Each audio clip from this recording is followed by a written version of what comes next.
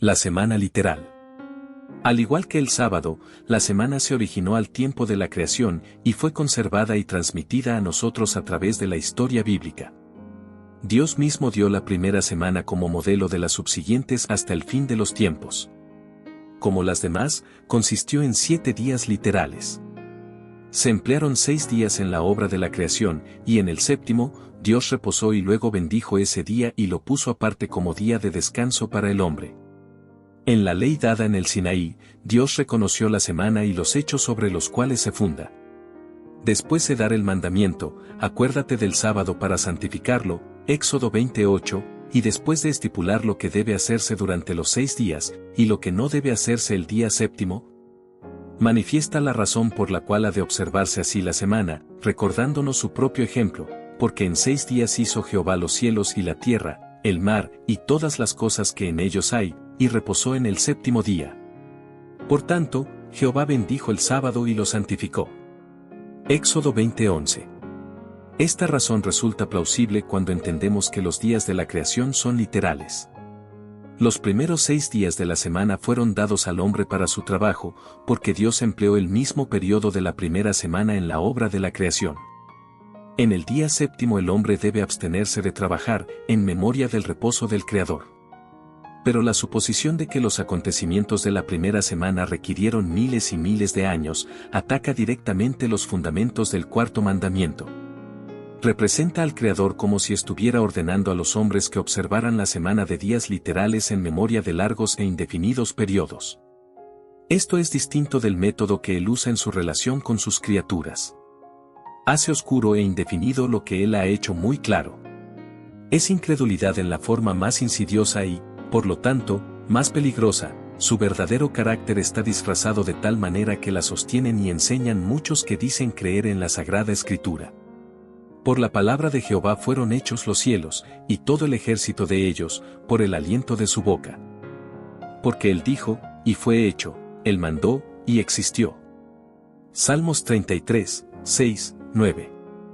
La Sagrada Escritura no reconoce largos periodos en los cuales la tierra fue saliendo lentamente del caos. Por lo que se refiere a cada día de la creación, las Santas Escrituras declaran que consistía en una tarde y una mañana, como todos los demás días que siguieron desde entonces. Al fin de cada día se da el resultado de la obra del Creador. Y al terminar la narración de la primera semana se dice, estos son los orígenes de los cielos y de la tierra cuando fueron creados. Génesis 2:4. Pero esto no implica que los días de la creación fueron algo más que días literales. Cada día se llama un origen, porque Dios originó o produjo en él una parte nueva de su obra. Los geólogos alegan que en la misma tierra se encuentra la evidencia de que ésta es mucho más vieja de lo que enseña el relato de Moisés. Han descubierto huesos de seres humanos y de animales, así como también instrumentos bélicos, árboles petrificados, etc., mucho mayores que los que existen hoy día, o que hayan existido durante miles de años. Y de esto infieren que la tierra estaba poblada mucho tiempo antes de la semana de la creación de la cual nos habla la Escritura, y por una raza de seres de tamaño muy superior al de cualquier hombre de la actualidad. Semejante razonamiento ha llevado a muchos que aseveran creer en la Sagrada Escritura a aceptar la idea de que los días de la creación fueron periodos largos e indefinidos. Pero sin la historia bíblica, la geología no puede probar nada. Los que razonan con tanta seguridad en cuanto a sus descubrimientos, no tienen una noción adecuada del tamaño de los hombres, los animales y los árboles antediluvianos, ni de los grandes cambios que ocurrieron en aquel entonces. Los vestigios que se encuentran en la tierra dan evidencia de condiciones que en muchos casos eran muy diferentes de las actuales. Pero el tiempo en que estas condiciones imperaron solo puede saberse mediante la Sagrada Escritura. En la historia del diluvio, la inspiración divina ha explicado lo que la geología sola jamás podría desentrañar. En los días de Noé, hombres, animales y árboles de un tamaño muchas veces mayor que el de los que existen actualmente, fueron sepultados y de esa manera preservados para probar a las generaciones subsiguientes que los antediluvianos perecieron por un diluvio. Dios quiso que el descubrimiento de estas cosas estableciera la fe de los hombres en la historia sagrada, pero estos, con su vano raciocinio, caen en el mismo error en que cayeron los antediluvianos. Al usar mal las cosas que Dios les dio. para su beneficio, las convierten en maldición. Uno de los ardides de Satanás consiste en lograr que los hombres acepten las fábulas de los incrédulos, pues así puede oscurecer la ley de Dios, muy clara en sí misma, y envalentonar a los hombres para que se rebelen contra el gobierno divino. Sus esfuerzos van dirigidos especialmente contra el cuarto mandamiento, porque éste señala muy claramente al Dios vivo, creador del cielo y de la tierra. Algunos realizan un esfuerzo constante para explicar la obra de la creación como resultado de causas naturales, y, en abierta oposición a las verdades consignadas en la Sagrada Escritura. El razonamiento humano es aceptado aún por personas que se dicen cristianas. Hay quienes se oponen al estudio e investigación de las profecías, especialmente las de Daniel y del Apocalipsis, diciendo que éstas son tan oscuras que no las podemos comprender. No obstante, estas mismas personas reciben ansiosamente las suposiciones de los geólogos, que están en contradicción con el relato de Moisés. Pero si lo que Dios ha revelado es tan difícil de comprender, cuán ilógico es aceptar meras suposiciones en lo que se refiere a cosas que Él no ha revelado. Las cosas secretas pertenecen a Jehová, nuestro Dios, pero las reveladas son para nosotros y para nuestros hijos para siempre. Deuteronomio 29 horas y 29 minutos. Nunca reveló Dios al hombre la manera precisa en que llevó a cabo la obra de la creación. La ciencia humana no puede escudriñar los secretos del Altísimo. Su poder creador es tan incomprensible como su propia existencia. Dios ha permitido que raudales de luz sean derramados sobre el mundo, tanto en las ciencias como en las artes, pero cuando los llamados hombres de ciencia tratan estos asuntos desde el punto de vista meramente humano, llegan a conclusiones erróneas. Puede ser inocente el especular más allá de lo que Dios ha revelado, si nuestras teorías no contradicen los hechos de la Sagrada Escritura. Pero los que dejan a un lado la palabra de Dios y pugnan por explicar de acuerdo con principios científicos las obras creadas, flotan sin carta de navegación o sin brújula en un océano desconocido. Aún las personas más inteligentes, si en sus investigaciones no son dirigidas por la palabra de Dios, se confunden en sus esfuerzos por delinear las relaciones de la ciencia y la revelación. Debido a que el Creador y sus obras les resultan tan incomprensibles que se ven incapacitados para explicarlos mediante las leyes naturales, consideran la historia bíblica como algo indigno de confianza. Los que dudan de la certeza de los relatos del Antiguo y del Nuevo Testamento serán inducidos a dar un paso más y a dudar de la existencia de Dios, y luego, habiendo perdido sus anclas, se verán entregados a su propia suerte para encallar finalmente en las rocas de la incredulidad. Estas personas han perdido la sencillez de la fe. Debe existir una fe arraigada en la divina autoridad de la santa palabra de Dios. La Sagrada Escritura no se ha de juzgar de acuerdo con las ideas científicas de los hombres. La sabiduría humana es una guía en la cual no se puede confiar. Los escépticos que leen la Sagrada Escritura para poderse utilizar acerca de ella, pueden, mediante una comprensión imperfecta de la ciencia o de la revelación, sostener que encuentran contradicciones entre una y otra. Pero cuando se entienden correctamente, se las nota en perfecta armonía. Moisés escribió bajo la dirección del Espíritu de Dios, y una teoría geológica correcta no presentará descubrimientos que no puedan conciliarse con los acertos así inspirados. Toda verdad, ya sea en la naturaleza o en la revelación, es consecuente consigo misma en todas sus manifestaciones. En la palabra de Dios hay muchas interrogaciones que los más versados eruditos no pueden contestar. Se nos llama la atención a estos asuntos para mostrarnos que, aun en las cosas comunes de la vida diaria, es mucho lo que las mentes finitas, con toda su jactanciosa sabiduría, no podrán jamás comprender en toda su plenitud. Sin embargo, los hombres de ciencia creen que ellos pueden comprender la sabiduría de Dios, lo que Él ha hecho y lo que puede hacer. Se ha generalizado mucho la idea de que Dios está restringido por sus propias leyes. Los hombres niegan o pasan por alto su existencia, o piensan que pueden explicarlo todo, aun la acción de su espíritu sobre el corazón humano, y ya no reverencian su nombre ni temen su poder.